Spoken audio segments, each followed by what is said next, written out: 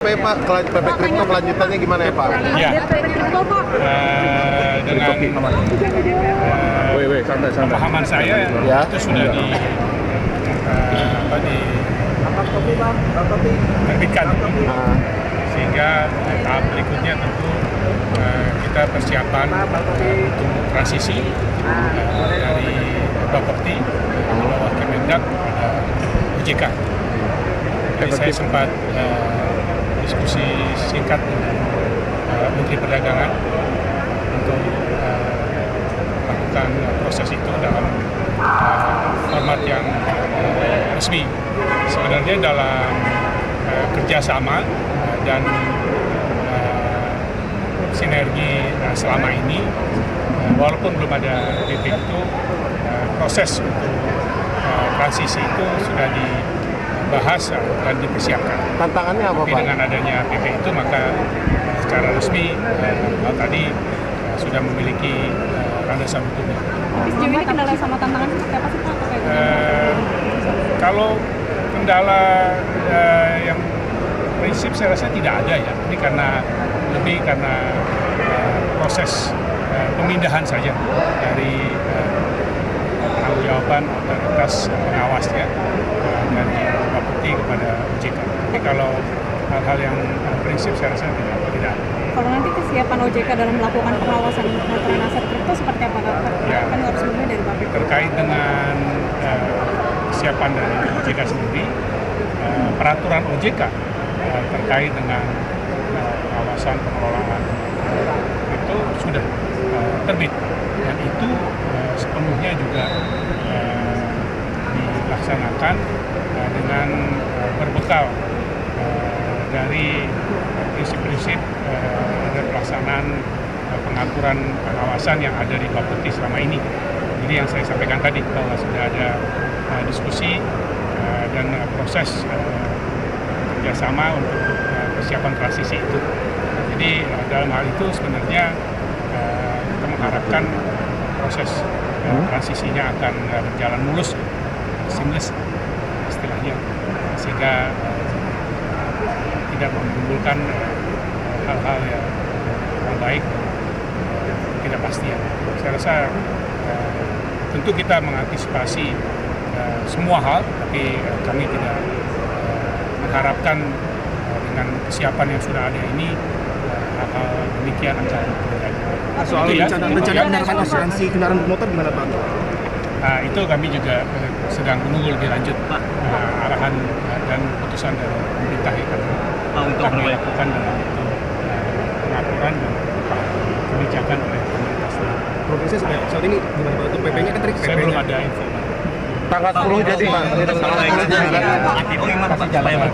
Kalau target transisi kriptonya tahun 2025? Oh, ada target. Saya rasa kita targetnya untuk pengelolaan dan proses transisi yang mulus dulu. Pak, soal tadi peningkatan kualitas IPO derivatif, peningkatan kualitas IPO Pak. Tentang keuangan itu udah masuk ke kurikulum sekolah. Nah, kita sedang berupaya. Jadi kita sudah sering kerjasama dengan Kementerian Pendidikan, sudah sering. Tetapi harapan kita masuk ke dalam kurikulum. Jadi masuk ke dalam kurikulum sekolah. Kalau bisa dari mulai dari SD, pengenalan uang, pengelolaan keuangan, dari SMP, SMA, kuliah juga jangan cuma yang fakultas ekonomi bisnis, karena mereka pasti udah ngerti. Tapi dari semua fakultas gitu. Jadi kami menyambut baik. Harapannya nanti kita sudah minta waktu untuk audiensi dengan Pak Pratikno, kan beliau membawakan itu ya sebagai Menteri Koordinator, nanti juga dengan Menteri Pendidikan. Kita harapannya untuk bisa masuk kurikulum, doain ya. Apa betul itu? Ya nggak tahu, bukan di tempat. Kalau kita nyiapin materinya, jadi nanti dari kalau disambut dengan baik kita dengan akan sangat senang. Karena apa?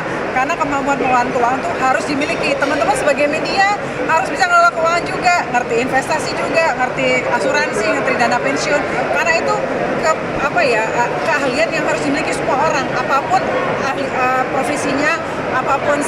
profesinya, minatnya dan lain-lain, harus ngerti tentang keuangan. Jadi aku senang banget tadi Bu Sri Mulyani mengatakan begitu. Dan beliau itu kan bersama kita udah sejak lama, sejak saya di bursa ya.